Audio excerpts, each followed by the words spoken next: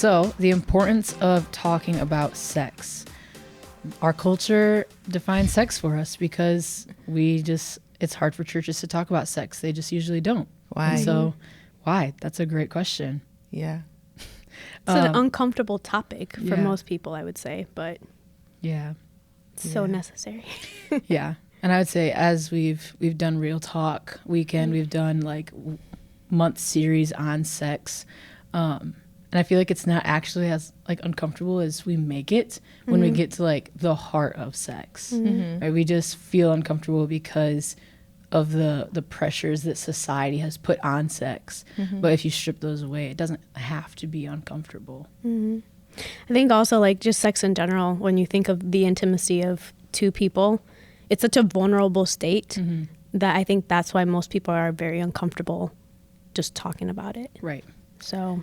Yeah, but then you have our pastor Dwayne. He loves his wife and he loves sex, talking about it. Thing. Yeah. And I feel like that even just says something of like breaking down the expectation that like we don't talk about sex at church, but this is actually where we should talk about it. This is actually where we should be informed and educated about it. Yeah.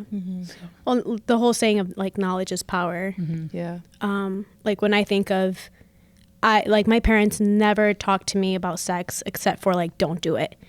And whenever like movies were on or anything like that, scenes came up and they're like, you need to walk away, like get out of the room or close your eyes. And you're like, well, why? Like, what am I not supposed to look at? Yeah. Right. And it just, if anything, it just sparks curiosity and leads you to search for what that is, Right. Yeah. which could lead you to wrong paths. But Yeah. I was thinking about it because we were talking about it yesterday, and you had mentioned like when you were in school and they give you like your puberty talk. And it's so interesting that people who share their testimonies about pornography and stuff, it's around that 4th grade, 5th grade age. And what happens is you're being educated at school about this is what, I moved myself. This is what happens when you, in your body, these are the changes you make. And so like for me, it was like, well, I don't look like that now. What is it going to look like? You know? And so you have this curiosity, and it's not, there's no like, if your parents don't talk about it at home, we live in a society where it's easy to figure it out on your own. Yeah. You don't really need to ask someone. Yeah. So. Yeah, and I feel like I learned about it also from school. It was just always an open conversation. It was always like an open thing that everybody always knew about. And like at home, like movies would play and I was never necessarily told to look away. And so I just like saw it. And so like that is like where I like was taught. That's where I was taught about sex. And even like continuing through school, like in middle school, if you weren't having sex or if you were not intimate with another person, like you were weird or you were wrong for not doing that. And I didn't grow up in like a Christian home or a Christian community, and so I was never told that like having sex before marriage was a bad thing. And so that was just like the culture that I like grew up in and lived in. And like so many people like in our community, in our like even the upcoming generations still like are learning that way. Well, and then it's like, it's sad that parents don't even tell you the why. They just like, I know for me, my parents just like, don't do it. And I'm like, well, why not? Like everyone says that it's a good thing, so why not? And it's just a topic that they would not get themselves into. Yeah. So it can make it really complicated. You're right. Yeah. So I think growing up, my parents like never really taught me about sex. Like I did get the puberty talk at school. And then I think I learned about sex through pornography because I was curious about what the body would do when I was going through these changes. And then, I got into this deep hole of pornography. And then it was just so funny, like to be in Texas, where I went to school, like they teach you about sex in 7th grade. And it's just such a weird age to like, by that time when we had to do these questions, right, and you have to bring it home and then your parents have to sign it. And like my parents didn't really like, I gave them those papers, we talked a little bit, not much, they signed it, and I got a good grade, and that was kind of it. Right. So I think that I was thinking about it, and I wonder what my journey would have been like if after I had that puberty talk at school, my parents like met with me and really kind of explained more about your body and then God's like the things that, you know, sex and your body and all those things, I think, you know, things could have been different, but here I am, and now I have the opportunity to help people so that they don't have to get to that point and, you know, start that conversation. And then I would say I started learning about God's vision for sex like 5 years ago, when after I got freed from so many things, I started just learning about sex, relationships, and dating on my own through different resources, because I was like, I don't know about this and I want to do this well, and I want to start learning about it now, because I don't want to get to that moment and just be like, I don't know what I'm doing, you know? Right. So yeah. So we're talking about the importance of talking about sex. So what do you think, or what could it look like when we do like talk about sex and like God's design for sex? Like, what could have changed maybe in your story, or like if you think about like other people our age or even like younger, like how can it change for them if we actually make talking about sex and God's design for sex like a normal thing? Talk. I think really it's communication. I think for me, like I learned the puberty thing through my 4th grade class as well. And my dad and I are very, very close, but my mom and I are not close. And I think for him, obviously, probably not a comfortable thing to have a conversation with his daughter about that. But creating a safe atmosphere where it's like, I think understanding 2 generational things is probably something that they grew up with as well, of just like we don't talk about this. Because even like I remember when I first got my period, like I had the class, and I think what happened is, you know how you have to sign that like to get permission. My parents don't read or understand English very well, so I think they just signed something and had no idea what class you know, what thing I got into. And even like when I first got my first cycle, it was like my mom was like, oh, okay. I was like, okay. I'm like, this is kind of a big deal. I don't know what to do, blah, blah, blah. I'm like, I kind of know what to do, but I don't know what to do. And but just having that open, safe place of like, let's talk about all the things. Let's talk about the body parts. Let's talk about how it's a natural thing for you to want to like desire this.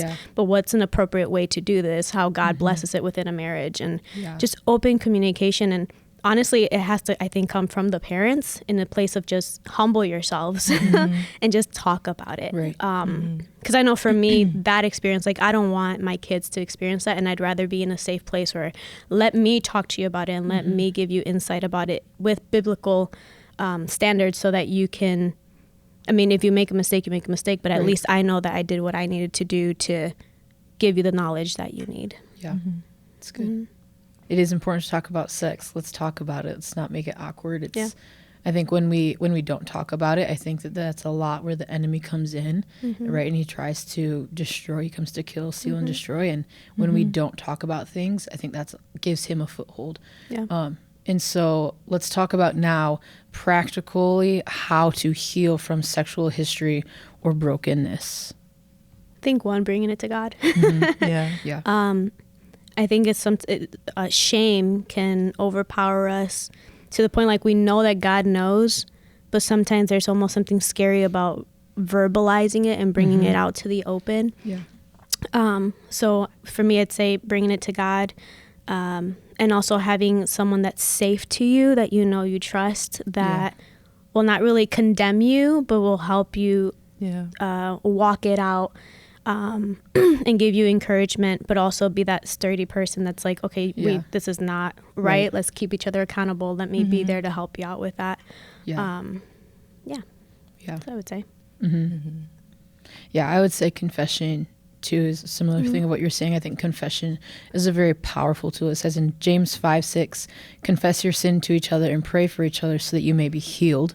Right. So that's practically how you can be healed from that, is confession, is allowing, like bringing that darkness into light so that the darkness no longer has power over it, and bringing it to God. I just learned recently over the past few months, like God knows everything, right? You know, he's an all-knowing God, but like he wants you to tell it to him. And so like God already might know what happened, but it's different when I actually tell him, and like through journaling, through just praying, and then allowing him to speak into my heart afterwards can be so healing. And that can be through pictures, through words, through other people. Yeah. And I think, so confession is a huge part of that, in breaking all strongholds of the enemy that he has against you, in bringing shame and bringing guilt and condemnation, because there is no condemnation in Jesus Christ. Yeah. And so if you have a fellow believer who's in agreement with that statement, like you should be able to go to them in love, and there is no condemnation, and that brings freedom. Yeah. Yeah. I think us as Christ followers, we have that obligation to not shame people. It's like our responsibility that if someone comes to me and says, hey, I've fallen short and I've done this, to respond to them in love, instead of like, well, how dare you do that, and shame them. And like, that's, I think, what's caused so much hurt and has caused people to walk away from the church, because us as brothers and sisters have not responded in love, and instead have responded with condemnation and shame. So we have a responsibility to be Jesus when these situations arise. And it's almost like you have to die to self, because it's awkward. It is like you sometimes don't know how to respond when someone comes up to you and says, hey, like, I had sex the other day, and like, oh crap, well, what do I say? Right. It's like, well, love them, and if they feel comfortable enough to share it with you, then that means that they've given you access to be able to speak into it. You know. Yeah. And I would, like, for me, like, I grew up in a Christian home, and so I knew that God could like free me of my sins, and I knew that it was a sin, and I would go to God and like pray for the freedom and the things, but it really wasn't until like, you know, I would confess it to him, and it wasn't until I really understood God's character and was able to confess that to other people, where my life shifted. And, you know, some people, like, it's an instant moment with the Lord that frees you from all these things. And for some people, and it's a journey, and you just have to be open and willing. And at the end of the day, like, pursuing like God's heart for you. And, the source of all of your freedom is going to be found in God. And you need to, if you're in this sexual brokenness, you need to confess to God, confess to your friends, you know, or trusted people and leaders, and like take action to doing that, and educating yourself, and just continually pursuing God, because he's gonna meet you in the moment. It's like, I think a great example is like the woman at the well, like with all that she was doing, and God met her where she was at, and he freed her from that. And I think that, you know, it's just important to not compare your journey to someone else, and just keep following, like,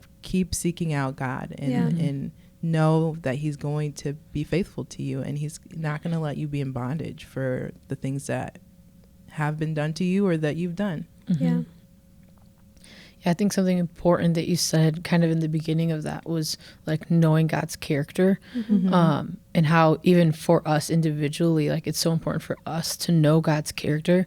So then if other people were to come to us to confess that sin, it's like we're able to respond with God's character. So it's like, that's like one practical thing even for us to do to help our community and to help our generation break free from sexual history and brokenness, is knowing God's character and then responding like that. So I think a lot of people have been hurt and walked away from the church because we don't respond in God's like true character of how loving and like not condemning he is. Right. And how important that is in like practically healing from that. Yeah. It's like, who are you to like judge on if someone is worthy to be forgiven for their sin? It's like, have you like, I've been dealing with that in a different context, but it's like, I have wronged God so many times. Like, I'm, you know, like, if God's willing to forgive me for the times I neglect him, who am I to say, well, I'm going to shame you and not forgive you for the things you've done? That's not like what Jesus did. That's not his life. And so I think it's just important to remember, like, if God's willing to forgive you for all the stuff that you do to him, for ignoring him, for not listening to him, for like disregarding his leadership, like, who are you to disregard someone because of their sin? When I think people put certain sins in levels. Like sex is worse than lying. No.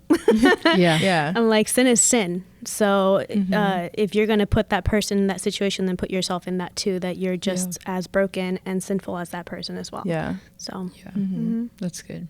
I think another step practically that I feel like I've seen a lot at Real Talk that we did a few months ago is letting God like pour out what he has to you, like actually receiving it. I think a lot of times we can get caught up in it, and even like we think about like sex is a greater sin than lying to other people, but also I feel like we just view that in ourselves, right? It's like, oh, like, no, this is a sin that's too great that God can't heal me from. I won't actually be able to walk free from that. And it's just like, it's a vivid thing that can be very difficult to move forward from. But actually allowing God to pour out his love and his peace and his joy that he has for you, and receiving that and walking forward in your true identity in that is so important to like actually like walking out in freedom from the sexual history and brokenness. Yeah.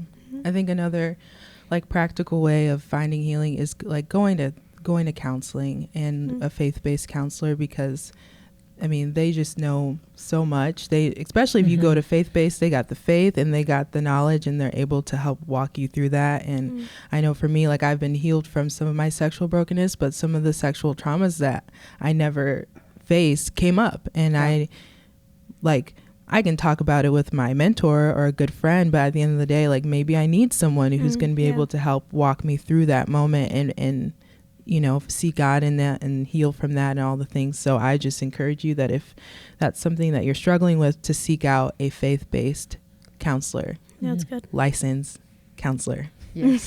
Amen. Counseling is good. Yes. Yes. Amen. Awesome. So let's talk about now the importance of saying yes to God's design for sex, or even like having God's concerns in mind for sex or in relationships in that. So yes, it is a good thing, right, to say yes to God's design to sex instead of viewing it from culture's view, and truly like I said, like having God's concerns in mind. And so saying like in a relationship, or even like in the dating process, or even beforehand, like before marriage, like having God's concerns, like actually hating what God hates, even though like culture says yes to it, but choosing beforehand to say no to the things that culture says yes to, but God hates. Does that make sense? Yeah. And I think that in and of itself is very powerful, and can just like, God will just bless that so much abundantly as you do then step into dating, as you do step into marriage, and how your faithfulness to saying yes to that can just like come out in blessings from God. Yeah. I think it's like, I mean, as like a single person, like as I honor God's vision for sex, that also honors like my future spouse, like the way that I handle my body and the way that I steward God's vision for sex, like that like honors them when we get to that point of like marriage. And that I mean, I think sometimes we don't think about that, but it's true. Like the way you act in the life that you live as a single person, like that in dating and with your sexual history and drive, like that affects your spouse when you get married. And I mean, Tiffany's married, so she knows a little bit more than me, but yeah, I think it's important. I think if someone was to genuinely like seek themselves out, who has been having sex outside of marriage, and say, I am happy with the decision I've made, I think they would genuinely say they're not. Because it's not blessed, and deep down there's some form of shame and like disappointment, or almost a loss of something that requires healing, versus when you do it within marriage. Tyler and I have been married for going 6 years in August, and yay! Oh, yay. One of the best advice that I got was from my mentor, Jeanette. Amazing woman, love her. I love you, Jeanette. Love you, Yes, Jeanette. yes. So it was interesting, right? Because during the dating phase, oh my gosh, how much you wanted to have sex. Like the constant temptation and the makeout sessions, and like how far can we take it where it's not actually having sex. And then you get married and you can have it whenever the heck you want to. And then you're like, I actually don't want to have sex. Yeah. And I remember talking to Jeanette about it and be like, I'm really confused. I'm really confused. Because even like leading up to getting married, I feel like I didn't have people in my life that could give me advice about marriage. Jeanette came into the picture more so after Tyler and I were married. And the best advice that she's given me was, Satan's going to come after you during the dating portion of your life to push you to do something that he knows is against the Father's will. And the moment that you get married, he's going to do everything he can do to cause you guys to have disunity, because that's one of the most vulnerable places that you can be at with your spouse. And will do everything he can do to cause you guys to not be intimate with each other. And I know, like, personally, when Ty and I are not intimate with each other, oh my gosh, do we fight. We fight all the time, or things irritate me about him, or vice versa. And just how much more close we are to each other when there is that intimacy with each other. But yeah, it's like, I think it's important to realize that God's gonna blesses like the children that can come from it. Like there's a time and place for everything, and sex is such a huge blessing within the marriage. You don't feel guilty. If anything, is more enjoyable. Like you get to know your spouse more. It's actually a very beautiful thing, and I know for me it's a thing that I pray for now, because I know it's a tactic of the enemy to try to, I get home and I'm like, I'm just tired, or I've had, I have to do this and I have to do that, and it's like, no, this is a very important thing that needs to be prioritized within my marriage. And Jeanette's always said, someone said it to her, she's like, if you don't give it to your husband, someone else will be willing to, or vice versa, So I'm like, ain't nobody touching my man. So, So yeah. I think that's such a good point. You shared that with me, and I was like, yep, that's a good point right there. And so even practically, like in dating, like how do you honor that and realize that the enemy is going to do every single thing that he can to push you together as far as you can go. And I think, like, I've learned that, and it's setting boundaries, having values. It's not even like boundaries like you can't do this, you can't do this, you can't do this. But it's like, no, we actually just have a value of sex after marriage, like, and not before. And we're not going to push the line of that. And I feel like it has to be a mutual thing, because if it's not a mutual thing, it's just going to be a battle. It's going to be one person always pushing it and one person trying to stand guard, and mistakes are going to happen, and you're going to fail. And not saying that God can't bring redemption in that and healing, but like when you're just mutually on the same page of that value, like how like honoring that is to God, and how much God even just blesses that in a dating relationship. And like I've seen that in my relationship, and it's just been like really awesome. Well, and it's knowing, right? So like I know, similar to your thing, like because I didn't know about sex, I turned to pornography to look into, like, okay, this is what they said not to look at. And then I'd be playing games on the computer and little ads would pop up, and I'm like, this is what I'm not supposed to look at. Click, knowing what your history is and knowing what your other person's history is. Tyler also had like a strong addiction to pornography, and I think that was what caused a lot of like the lust between us. And also understanding, I think for me, the thing that I struggled with was I was the person in our friend group who had the first, relationship and didn't have anyone older than me that I can go to. And then at that time, I was and still am heavily involved with the church. So there was almost like this feeling of like, I can't tell anyone, like what kind of leader is, struggling with this, and almost putting yourself in a pedestal of like, I should not be, struggling with this kind of stuff, and understanding that it's a natural thing. It's a natural thing to want it and to struggle with it.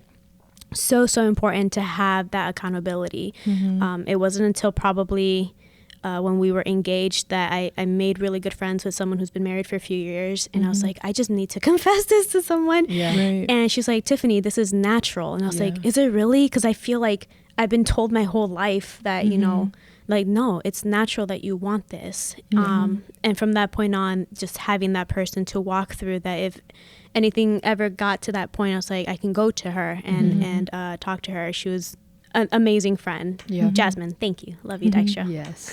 So that was that helped me out so much, just to have that accountability partner and someone to go to, and to not think yourself any better if you're like in a leadership position, volunteering, or it's a struggle. So knowing that you can still go to someone and talk to about whatever that sinful lust desire that you have is. Yeah. We're not any better than anyone.